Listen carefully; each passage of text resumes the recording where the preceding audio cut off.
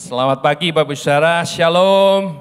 Halo. Puji Tuhan, kita tanpa terasa sudah melewati tahun 2000, hampir melewati tahun 2023 ya. Tinggal menghitung berapa jam lagi kita akan memasuki tahun yang baru 2024 ya. Pertanyaannya, apa yang sudah kita lakukan selama sepanjang tahun ini ya?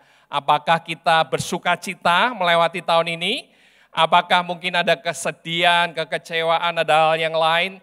Tetapi satu hal yang kita harus pastikan dalam hidupan kita bahwa kita wajib tahu bahwa Tuhan itu baik adanya buat hidup kami. Amin. Karena di dalam Dia segala hal yang mungkin buruk atau mungkin yang tidak baik buat hidup kita, Tuhan punya rancangan yang baik buat hidup kita untuk membawa kita makin serupa dengan gambaran Tuhan, ya. Oleh karena itu mari kita merenungkan firman Tuhan ya yang membawa kita mempersiapkan diri untuk memasuki tahun 2024 ya. Nah, saya membawa Bapak Saudara untuk membaca di dalam Ibrani 12 ayat 1 sampai 4. Firman Tuhan ya berkata demikian. Karena kita mempunyai banyak saksi bagaikan awan yang mengelilingi kita, marilah kita menanggalkan semua beban dan dosa yang begitu merintangi kita dan berlombang dengan tekun dalam perlombaan yang diwajibkan bagi kita. Marilah kita melakukannya dengan mata yang tertuju kepada Yesus yang memimpin kita dalam iman dan yang membawa iman kita kepada kesempurnaan, yang dengan mengabaikan kehinaan tekun memikul salib ganti sukacita yang disediakan bagi Dia yang sekarang duduk di sebelah kanan tahta Allah. Ingatlah selalu akan Dia yang tekun menanggung bantahan yang sehebat itu terhadap dirinya dari pihak orang-orang berdosa, supaya jangan kamu menjadi lemah dan putus asa dalam pergumulan kamu melawan dosa, kamu belum sampai mencucurkan darah. Ya, hari ini kita akan merenungkan sebuah tema, mata yang tertuju kepada Yesus. Ya, nah bicara tentang hal ini, saya memulai dengan sebuah perenungan buat kita, ya sepanjang tahun yang ada, tahun yang lalu ketika kita memasuki tahun yang baru, ada banyak hal yang kita bertanya-tanya apa yang akan kita lewati tahun 2023. Dan tentunya di masa yang baru nanti kita akan memasuki tahun 2024, kita akan juga bertanya apa yang akan terjadi di tahun yang akan datang. Ya, masa depan tidak ada seorang pun yang tahu. Apakah kita bisa melewati tahun depan, ya ataukah mungkin di tengah jalan kita dipanggil Tuhan. Ada banyak hal pertanyaan-pertanyaan. Tetapi orang-orang mulai berpikir dan meramalkan kira-kira apa yang terjadi di tahun depan. Ya, mereka mulai memprediksi meskipun itu belum tentu semuanya benar. Ya. Dan saya berpikir mengapa ya setiap tahun ya prediksinya itu adalah hal-hal yang buruk begitu ya. Hal-hal yang kita hadapi, tantangan-tantangan yang akan kita hadapi. Jarang kita mendengar hal-hal yang prediksi yang baik begitu ya. Misalnya contoh kita Bapak Ibu saya mungkin bisa membacanya di berita-berita online ya. Ada sebuah peringatan dikatakan siap siaga darurat bencana untuk 27 kota di Jabar, ya berhubungan dengan bencana alam yang ada menjelang musim penghujan ini. Mereka sudah mempersiapkan diri, darurat, ya semua harus disiapkan. Ya moga-moga Tasikmalaya tidak mengalami hal ini ya. Dan ada banyak yang dipersiapkan oleh pemerintah untuk menanggulangi hal ini di Jawa Barat. Belum lagi nanti tahun depan kita sudah tahu di depan mata ada pemilihan presiden, ya dan ada banyak hal yang kita sudah dengar ya, baik itu hal yang baik atau hoax atau hal-hal yang mungkin membingungkan kita. Ya tentunya harapan saya tidak ada pertengkaran di antara jemaat, pilih yang satu atau dua atau yang tiga, tidak ada masalah di sana.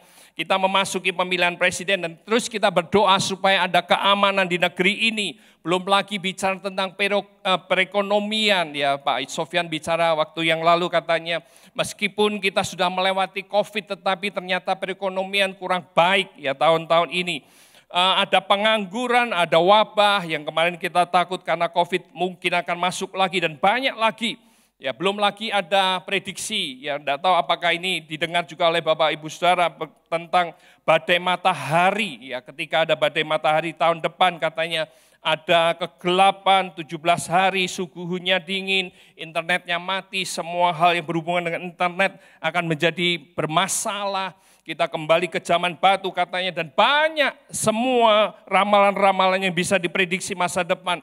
Tetapi ada banyak hal, satu hal yang kita bisa tahu bahwa manusia dalam kehidupan ini ya memang itu kondisi-kondisi yang kita akan alami selama kita masih hidup, kita ada senantiasa di dalam pergumulan-pergumulan kehidupan ini.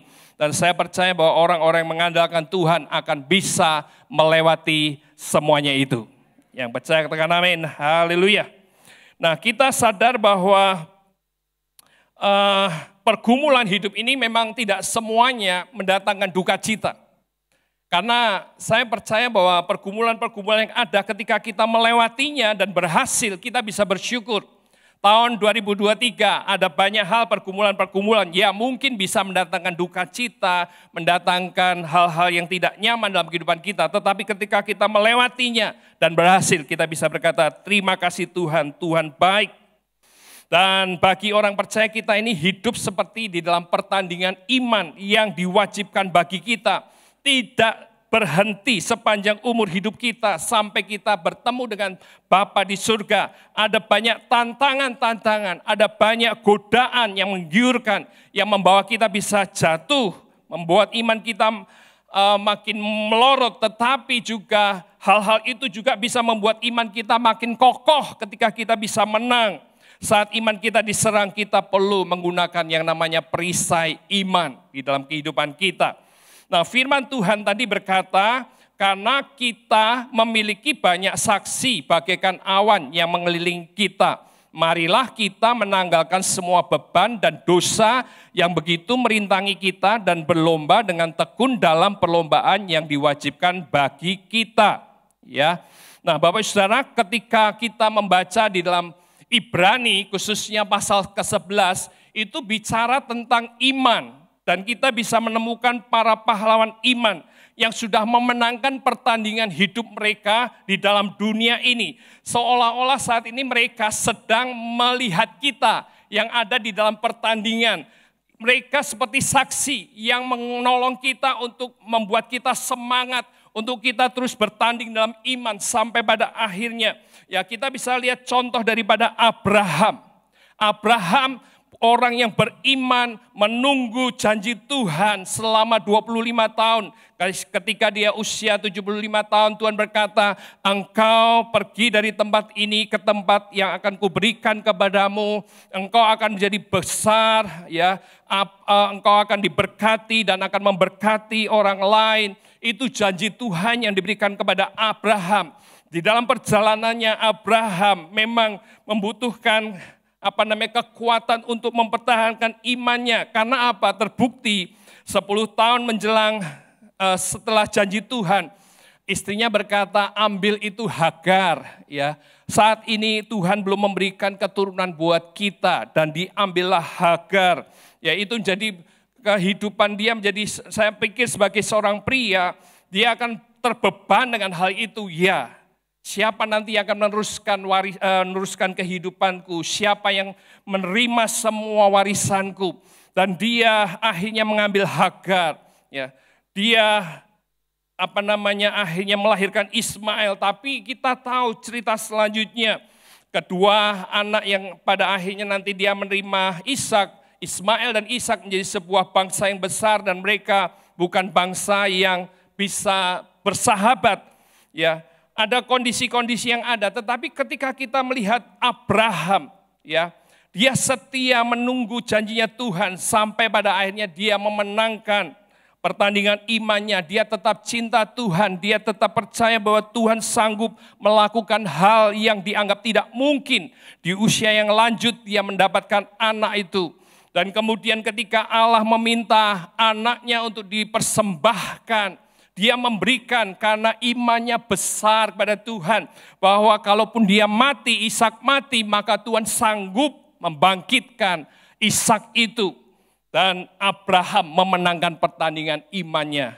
dan dia disebut sebagai bapak orang percaya.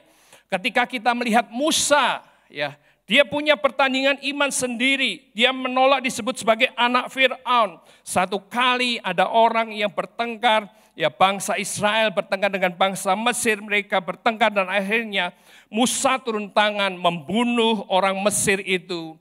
Dan akhirnya besok paginya ketemu hal yang sama, tetapi kali ini bangsa Israel, orang Israel dengan orang Israel bertengkar. Dan ketika akan didamaikan, orang Israel berkata, salah satu berkata, apakah engkau jadi hakim buat kami dan engkau akan membunuh aku? Ya. Dan akhirnya Musa lari, ya, meninggalkan Mesir, ya, dia ke Midian. Ya. Ketika di sana 40 tahun kemudian Tuhan panggil dia untuk memimpin bangsa Israel keluar dari tanah Mesir menuju tanah Kanaan. Ya. Dia punya beban, dia merasa tidak mampu, tidak bisa bicara sampai Tuhan marah. Kalau engkau sudah disuruh lakukan, dan Allah berkata bahwa itu ada Harun kakakmu, ya. Engkau akan menjadi seperti Allah, katakan kepada dia, dan dia akan berkata-kata untuk engkau. Dan dia melakukan semuanya itu, melewati Laut Merah itu butuh iman, ya. Bersama-sama dengan bangsa Israel yang keras kepala, itu dibutuhkan iman. Sampai akhirnya dia menjelang masuk tanah Kanaan, dia tidak diizinkan masuk tanah Kanaan. Dia mati dan bersama dengan Allah di surga.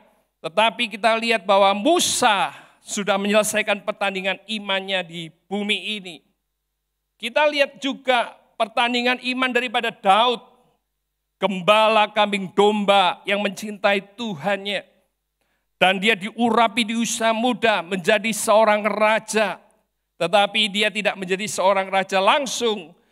Dia harus berhadapan di mana Saul tidak menyukai dia. Dan dikejar-kejarlah si Daud ini. Belum lagi dia hidup di dalam kondisi di mana ketidaknyamanan sampai pada akhirnya dia mencapai satu garis di mana dia akhirnya menjadi raja, tetapi di dalam kehidupan sebagai raja pun dia mengalami banyak peperangan demi peperangan. Belum lagi dia jatuh di dalam dosa, berzina dengan Batseba. Dia bertobat, menanggung akibat dosanya, dikejar-kejar Absalom dan banyak hal yang terjadi dalam kehidupan Daud. Tetapi kita lihat Daud tetap setia kepada Allahnya sampai pada akhir hidupnya. Dia menang di dalam pertandingan imannya. Saat ini mereka itu seolah-olah melihat kita semua. Kita ini sedang di dalam pertandingan iman. Ada yang sedang mungkin jatuh, sedang kecewa, sedang sedih. Mungkin kita sedang di dalam pergumulan-pergumulan. Atau mungkin bukan hanya hal-hal yang menyedihkan, tetapi mungkin saat ini kita sedang pada posisi terangkat, kita sedang pada posisi yang nyaman, semuanya ada, tetapi kadang-kadang hal itu bisa membawa kita jatuh dalam dosa. Nah, saat ini mereka sedang melihat kita. Mereka mendorong, ayo bangkit, ya, selesaikan pertandingan engkau, ya. Mata mereka seolah menang kita di arena, memberikan semangat pada kita untuk bertanding, melawan dosa, melepaskan beban yang merintangi iman kita. Ya, beban dosa ini merintangi iman kita, membuat kita kadang-kadang berhenti. Ya, orang-orang yang tidak kuat akhirnya mereka mundur daripada Tuhan. Kalau Bapak Saudara yang suka traveling keluar kota dan menyetir, ya, Bapak Saudara bisa melewati truk, ya, yang penuh dengan banyak isi, ya, karena truk yang penuh itu akan berjalan lambat. Ya, kita bisa merupakan kehidupan yang banyak beban, banyak dosa ini seolah-olah lambat sekali, ya, untuk mencapai tujuan Tuhan dalam kehidupan kita. Tetapi ketika truk itu tidak ada muatan, dia bisa berlaju kencang. Kadang-kadang ketika saya menyetir ada truk yang cepat melaju, ya saya sedikit khawatir, ya, karena kadang-kadang dia dekat sekali dengan mobil. Ya saya lebih baik menyingkir begitu, ya. Nah, demikian juga kehidupan orang percaya kita ini. Ketika ada beban, ada dosa, dikatakan maka kita tanggalkan itu. Ya, itu merintangi kita. Beban apa? Ketakutankah? kekhawatirankah, kekecewaan, ya mungkin rendah diri seperti yang dialami oleh Musa, itu menghambat iman. Ya. Mungkin dosa yang ada itu menghambat iman, ketidakjujuran, tidak percayakan pertolongan Tuhan, ya mungkin mabuk atau dosa seks atau murtad, dan ada hal-hal yang membuat kita ini jauh daripada Tuhan, itu menghalangi iman kita. Ya, akhirnya kita merasa tidak layak di hadapan Tuhan karena kita masuk dalam dosa. Bahkan sebagian orang mungkin meninggalkan imannya karena merasa Allah tidak bisa menolong dia. Dan mari saat ini orang-orang percaya kita berlomba dengan tekun dalam perlombaan yang diwajibkan bagi kita. Kita melakukannya dengan mata yang memandang kepada Yesus. Ya, mengapa perlu kita selalu memandang kepada Yesus, mata kita tertuju pada Yesus? Ada beberapa hal yang saya ingin mengajak Bapak Ibu Saudara untuk merenungkannya. Yang pertama adalah bicara ada pahala bagi yang menang. Ya, ada pahala bagi yang menang. Kembali Ibrani 12 ayat 2, marilah kita melakukannya dengan mata yang tertuju pada Yesus, yang memimpin kita dalam iman dan membawa iman kita itu kepada kesempurnaan, yang dengan mengabaikan kehinaan tekun memikul salib ganti sukacita yang disediakan bagi kita yang sekarang duduk di sebelah kanan tahta Allah. Dari contoh ini kita bisa lihat Yesus mengabaikan kehinaan, dikatakan tekun memikul salib karena dia tahu ada sukacita dan kemuliaan disediakan Bapa buat dia. Yesus menang menghadapi ketakutannya, ya, untuk mati di atas kayu salib. Dia berdoa, Bapa, kalau mungkin jauhkan cawan ini daripadaku, tapi biarlah kehendak-Mu yang jadi. Sementara di dalam pergumulannya, murid-murid yang diajak dia untuk berdoa bersama-sama, mereka tidur. Tetapi seorang malaikat datang menguatkan dia. Dikatakan peluhnya turun seperti darah. Kita bisa melihat bagaimana ketakutannya menghadapi kematian di atas kayu salib. Tetapi Yesus menang menghadapi hal itu. Yesus menang terhadap godaan pembuktian dirinya sebagai Allah. Orang-orang berkata, turun dari salib. Ya, engkau yang ingin membangun bait Allah yang dirubuhkan dalam 3 hari. Turun, buktikan dirimu sebagai Allah. Bukankah Yesus mampu melakukan hal itu? Dia turun dan dia bisa mengalahkan semua orang-orang yang mengejek dia. Tetapi Yesus tidak melakukannya. Dia tekun di dalam kehinaan, memikul salibnya. Ya, tahu ada sukacita kemuliaan disediakan bagi dia. Belum lagi penghinaan yang membenci dia, didera, ya, dihina, dicaci. Yesus disamakan dengan penjahat, disalib di atas kayu salib. Ya, apa yang salah dengan Yesus? Dia tidak melakukan kejahatan-kejahatan, tetapi dia disamakan dengan seorang yang jahat sekali. Karena orang-orang berkata, dia mengatakan Yesus adalah putra Allah dan dia disalibkan. Tapi kita lihat bagaimana Yesus dengan ketekunannya, dia memikul salibnya. Kita perlu tekun di dalam iman kita. Demi kemuliaan yang dijanjikan Allah kepada setiap orang. Ya, mungkin kita menghadapi cobaan di dalam kehidupan ini. Ada kehidupan dalam kekurangan mungkin. Ada orang-orang yang menghina kita. Ya, kita harus menghadapi kondisi-kondisi di mana ada pencobaan-pencobaan mengenai kekudusan dalam rumah tangga, di dalam pekerjaan, bagaimana kita harus menjaga integritas kehidupan kita, kejujuran kita. Ada banyak lagi menghadapi godaan dari keinginan mata, keinginan daging, ya, keangkuhan hidup. Saat seorang memiliki segala sesuatunya, mungkin ini adalah godaan-godaan yang berat buat dia. Tetapi kita harus terus berjuang, bertekun, ya, untuk memikul salib. Artinya apa? Mengikuti apa yang Tuhan mau lakukan dalam kehidupan kita. Banyak orang memperjuangkan apa yang kelihatan. Mereka ingin mendapatkan segala sesuatu yang ditawarkan oleh dunia ini. kekayaan, kehormatan, kemuliaan. Bukankah itu hal-hal yang kita kejar dalam kehidupan ini? Tetapi Yesus tidak hanya bicara tentang hal-hal yang seperti ini, kehormatan, kekayaan, kemuliaan yang diberikan. Tetapi kita harus juga memperjuangkan apa yang kekal.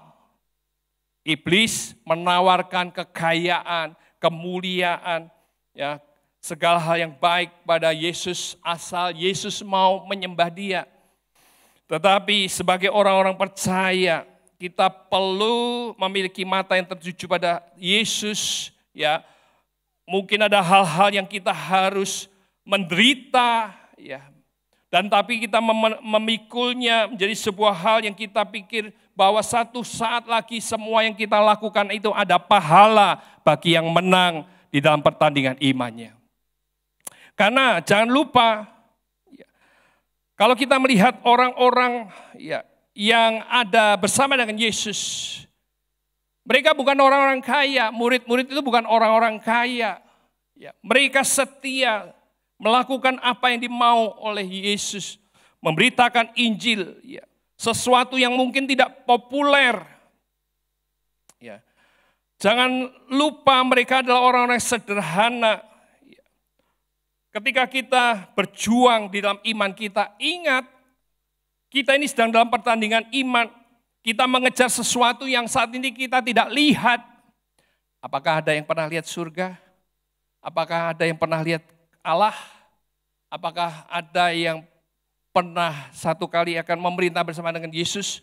Bukankah segala sesuatunya itu bicara tentang iman?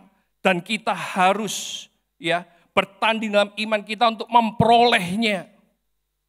Itu membutuhkan mata yang selalu tertuju pada Yesus. Yesus menang karena Dia tahu ketika Dia mengalami semuanya itu Dia tekun sampai kepada salib.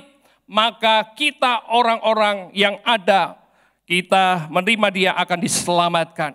Ketika Dia memikul salib dan mati di atas kayu salib, Dia dikatakan sekarang duduk di sebelah kanan tahta Allah. Ada pahala bagi yang menang. Saya berdoa supaya iman ini juga ada dalam kehidupan kita semua. Amin. Ya, bagi kita semua, mari bangun iman kita kepada Yesus. Saya mau berkata bahwa iman tidak bisa dibangun secara instan. Memerlukan waktu untuk terus membangun iman kita. Bapak, Ibu, Saudara, ketika ditanya siapa yang sudah menikah di sini, ya mungkin di sini banyak yang sudah menikah. Bapak, Ibu, Saudara, membangun kepercayaan sampai masuk pernikahan itu kan membutuhkan waktu yang lama. Ya, tidak ada orang yang saya rasa belum pernah ketemu seseorang, ayo nikah ya, mau enggak gitu ya. Enggak ada. Tetapi membutuhkan kepercayaan, membutuhkan ketekunan mungkin ya untuk merayu dan macam-macam sampai pada akhirnya masuk dalam pernikahan, membutuhkan waktu. Di dalam pekerjaan atau kerjasama dengan seseorang dalam usaha, membutuhkan waktu supaya kita bisa percaya kepada seseorang, menilai orang ini baik, orang ini setia, orang ini jujur, membutuhkan waktu. Demikian juga iman kita harus dibangun dari hari ke hari, dari waktu ke waktu, sampai kita paham siapa Tuhan kita. Bagaimana kita menguatkan iman kita terus dalam Tuhan, membutuhkan waktu. Terus membangun iman itu kepada Tuhan membutuhkan waktu yang tidak sedikit panjang, supaya kita makin percaya kepada siapa kita menyembah. Dan hubungan intim kita dengan Tuhan dibangun melalui doa dan firman. Saya berdoa supaya kita terus hidup dalam doa dan firman. Firman Tuhan dikatakan bahwa iman itu timbul dari pendengaran dan pendengaran oleh firman Kristus. Ya, tahun baru, mari kita sama-sama lagi baca firman Tuhan, renungkan firman Tuhan, lakukan firman Tuhan. Ya, saya berharap di antara kita semua menyelesaikan minimal pembacaan Alkitab ya dari Kejadian sampai Wahyu. Ya, dan mulai dikembali lagi kita bisa mengulangnya, membacanya. Iman itu tumbuh bukan dari mendengar ya berita-berita di televisi, di medsos, apa yang kita baca, apa yang kita dengar dari orang. Bukan, tetapi iman timbul dari firman Tuhan. Oleh karena itu, baca firman Tuhan. Dan saya membawa kita untuk sedikit untuk mengulas ini ya. Mulai kita bisa merenungkan. Ini Bapak Ibu Saudara bisa lakukan nanti di rumah ya. Ini contoh, saya berikan contoh perenungan firman Tuhan. Ambil aja misalnya Ibrani 12. Cari hal-hal yang sederhana. Kebenaran dari firman Tuhan itu apa? Koreksi buat hidup kita apa? Dan kita mau melakukan apa? Kebenaran itu bicara tentang apa? Mungkin ada ayat mas, ya ayat-ayat yang menegur kita, ayat-ayat yang menguatkan kita, hal-hal yang mendorong kita untuk makin mencintai Tuhan. Ibrani 12 contohnya Yesus, kebenarannya Yesus adalah teladan iman yang mengabaikan kehinaan, memikul salib demi tercapainya tujuan Bapa, yaitu apa? Keselamatan orang-orang dan sukacita yang akan diberikan kepadanya, duduk di sebelah kanan Allah Bapa. Ya, kebenaran yang kita baca itu, koreksinya buat hidupku apa? Ya, kadang aku tidak sanggup untuk menanggung penderitaan, hinaan, ya, dan membela diri sehingga kesaksian hidupku buruk. Aku dikatakan tidak baik, ya. Karena apa? Aku seringkali marah, aku seringkali kecewa, bahkan kadang-kadang menghina seseorang karena mereka menghina aku dan sebaliknya, sehingga aku tidak sanggup untuk menanggungnya.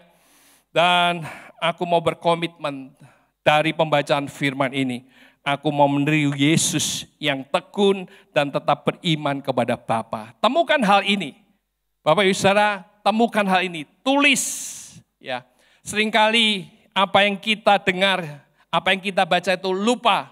Tapi ketika kita menulisnya, maka kita akan mengingatnya.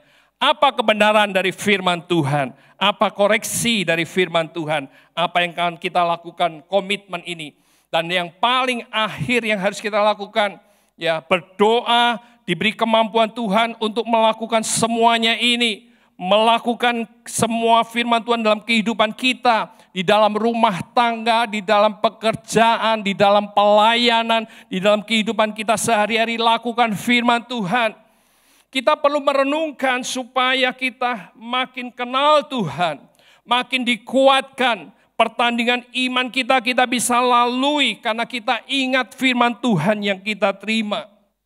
Bapak Saudara, kekuatan fisik seseorang diukur seberapa beban yang dia angkat. Ya, Bapak Saudara bisa cari orang-orang yang kuat badannya, ya badannya besar-besar begitu, ya seperti makanan yang bakpao atau apa begitu ya. Nah, itu kekuatan fisik seseorang diukur dari sana, tetapi kekuatan spiritual seseorang diukur seberapa besar imannya bertahan di dalam gempuran pencobaan-pencobaan, masalah-masalah. Ada hal-hal yang tidak nyaman terjadi dalam kehidupan kita, ya, ataupun mungkin cobaan-cobaan yang bisa datang dalam kehidupan kita, ya. Kekuatan spiritual kita diukur dari seberapa kuatnya kita di sana. Ya, oleh karena itu mari jadikan Yesus contoh teladan iman yang baik bagi hidup kita. Ia berjuang terus. Ya, berjuang terus sampai kepada salib. Dia tahu dia akan menerima bagiannya dari Bapa di surga, duduk di tahta kanan Allah Bapa. Ya, hal yang kedua, mengapa kita perlu mata yang tertuju pada Yesus terus? Ya, agar jangan menjadi lemah dan putus asa. Ingatlah selalu akan Dia yang tekun menanggung bantahan yang sehebat itu terhadap dirinya dari pihak orang-orang berdosa. Supaya jangan kamu menjadi lemah dan putus asa. Dalam pergumulan kamu melawan dosa, kamu belum sampai mencucurkan darah. Memang tidak semua orang memiliki kesanggupan menanggung pencobaan yang sama. Orang yang baru pacaran, kemudian putus, ya, itu akan merasa dunianya hancur, ya merasa sedih, ya, dan macam-macam. Dibandingkan dengan orang yang pacaran putus, ya itu lebih tahan rasanya gitu ya. Dia punya kemampuan bertahan. Ya. Orang yang sederhana kehilangan 100 juta misalnya, dia akan rasa aduh bebannya berat, rasanya besar sekali. Ya masalah penderitaan yang ada. 100 juta tidak gampang dicari. Tapi buat konglomerat ya 100 juta ya memang besar, tapi itu adalah ya dilewati aja, itu uang kecil buat dia, begitu ya.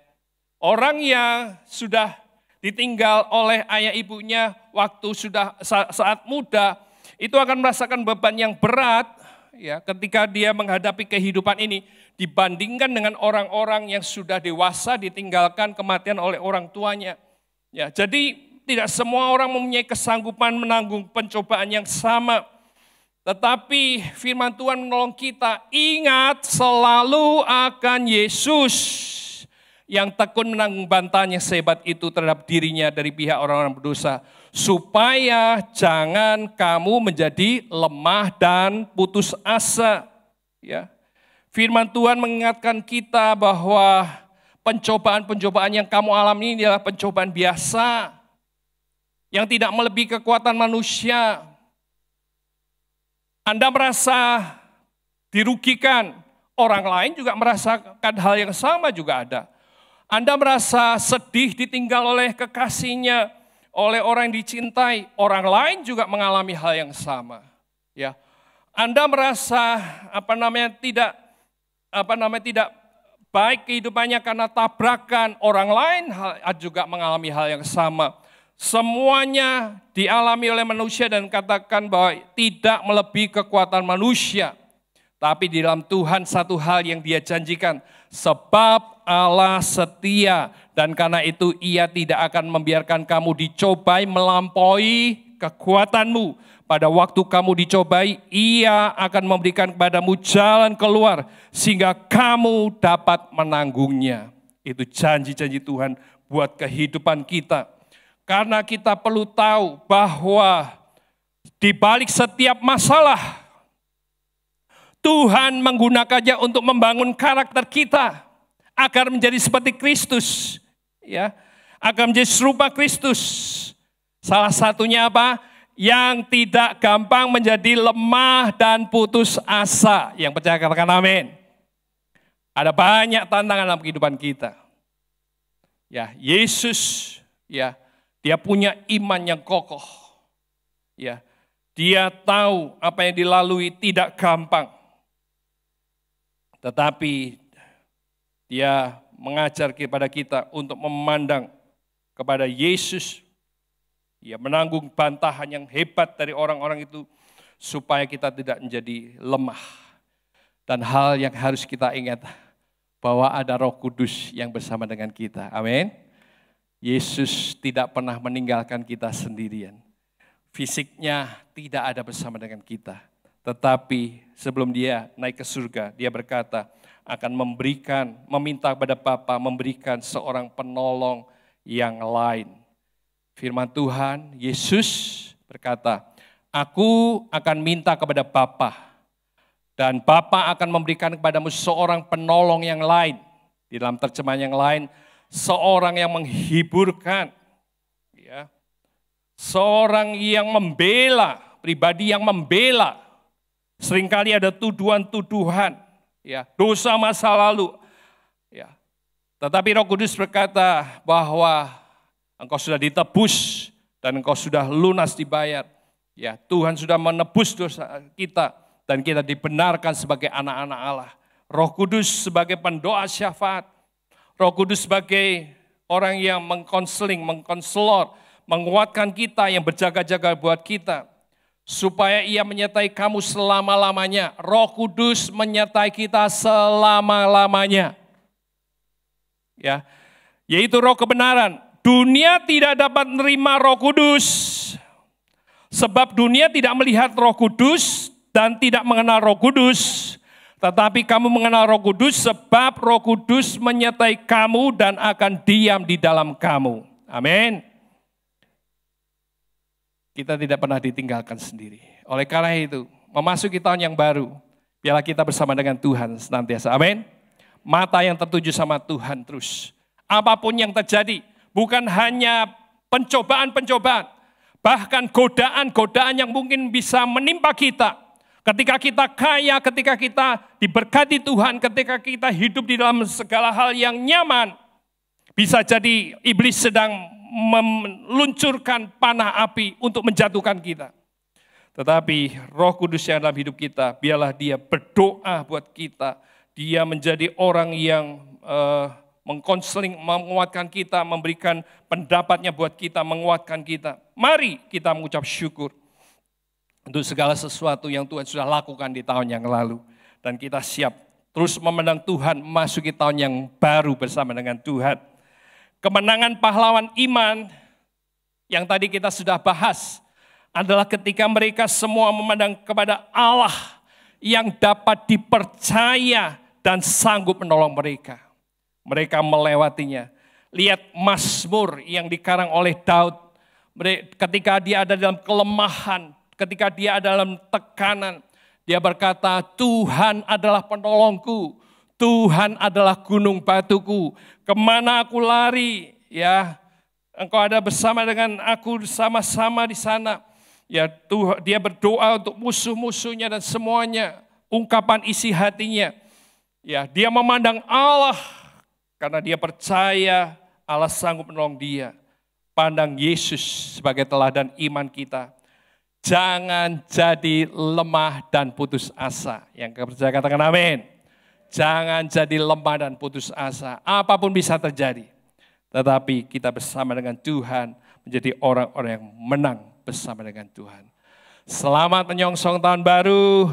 Tuhan Yesus memberkati, beri kemuliaan bagi nama Tuhan. Haleluya. Haleluya. Saya mengajak main musik, singers bisa maju ke depan bersama-sama. Mari kita bangkit bersama-sama Bapak Ibu Saudara.